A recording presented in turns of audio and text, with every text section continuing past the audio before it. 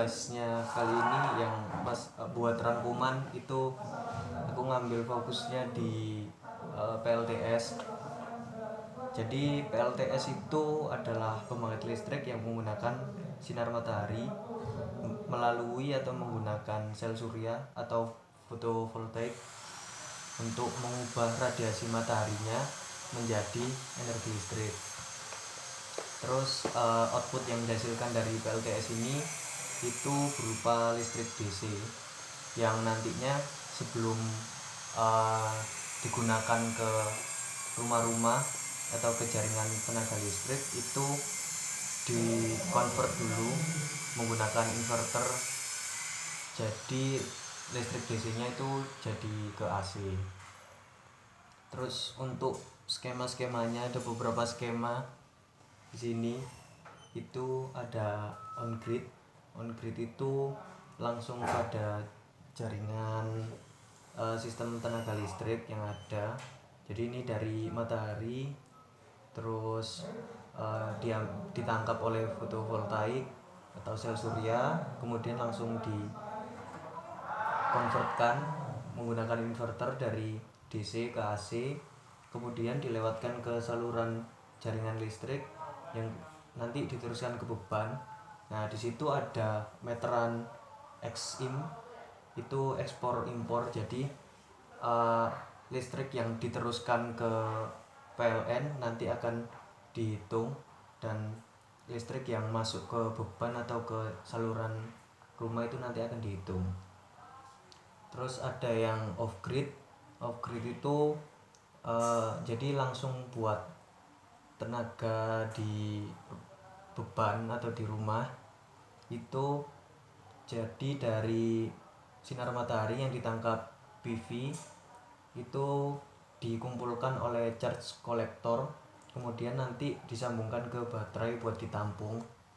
Nah, nanti sebelum digunakan ke rumah atau ke beban itu ada inverting dulu, kemudian nanti langsung, dengan catatan di sini tidak ada koneksi antara PV dengan jaringan PLN.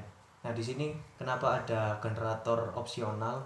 Ini untuk istilahnya cadangan kalau misal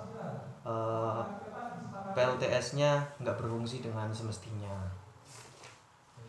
Terus ini ada hybrid system yang ketiga, itu penggabungan dari off grid dan on grid. Jadi untuk proses pengambilan energinya itu sama kayak off grid, tapi di sini ada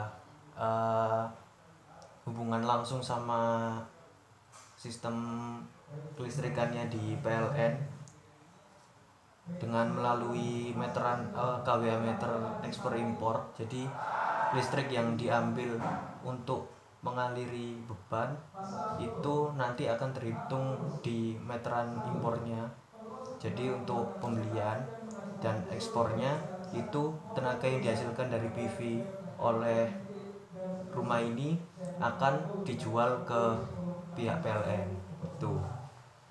Sini ada catatan tidak menggunakan generator opsional atau cadangan.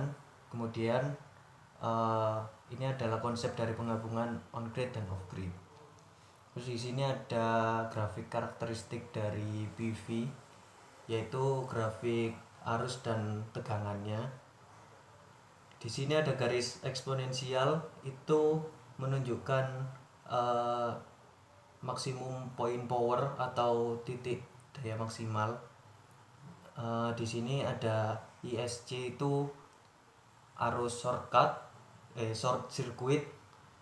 Terus ada VOC, itu adalah tegangan di waktu open circuit.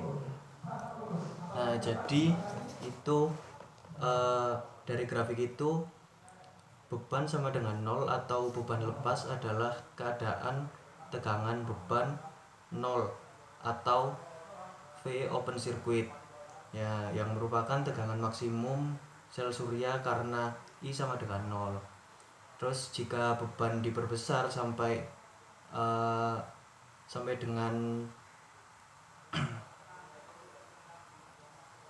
dengan adanya hubungan singkat. Jadi tegangan akan sama dengan nol dan nilai arusnya akan maksimal atau biasa disebut arus short circuit.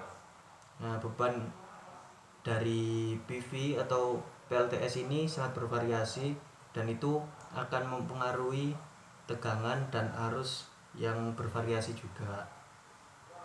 Nah, untuk mengukur MPP itu kita bisa cari dari tegangan maksimal dikali dengan arus maksimal. Kemudian rasio antara hasil kali Imax dengan Vmax atau MPP dengan hasil kali ISC dengan VOC itu disebut fill factor. Dengan persamaan fill factor sama dengan Vmax per kali Imax dibagi VOC dan dikali ISC. Untuk level radiasi sinar matahari yang rendah, luasan daerah di bawah grafik ini itu akan berkurang dan MPP akan bergeser ke kiri. Namun grafiknya garis eksponensialnya tetap tuh. Terus untuk fotovoltaik itu juga dibatasi beberapa hal, yaitu ada kerugian refleksi, terus ada cahaya matahari yang tidak terserap, kemudian radiasi cahaya terlalu kuat, dan tahanan seri dan juga temperatur tuh. Terus di sini ada rumus untuk efisiensi sel surya, yaitu eta sama dengan V kali I per G kali A kali 100%. Di sini efisiensi sel suryanya itu dari perbandingan antara daya input dan daya outputnya. Mungkin gitu. Ada yang ditanyain? Oke, mau tanya mengenai skema. Untuk skema berarti implementasi mungkin untuk kategori rumah tangga yang paling efektif itu seperti apa yang mungkin bisa diimplementasikan?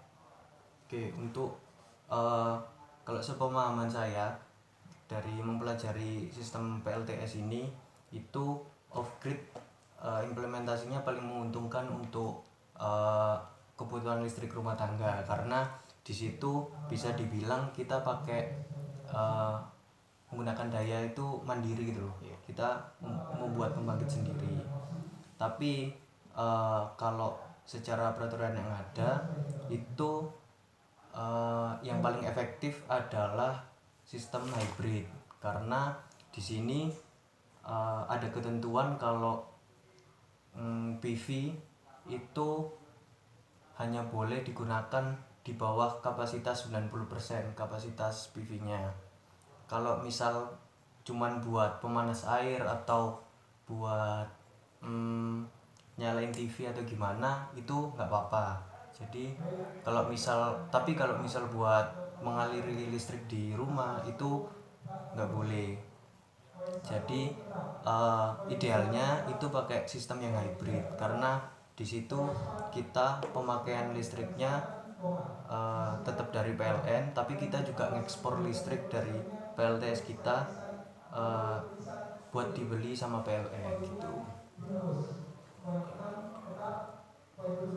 Semisal untuk kriteria tempat peletakan PV itu seperti apa? Apakah ada kriteria yang dibutuhkan untuk memaksimalkan untuk mengoptimalkan kinerjanya?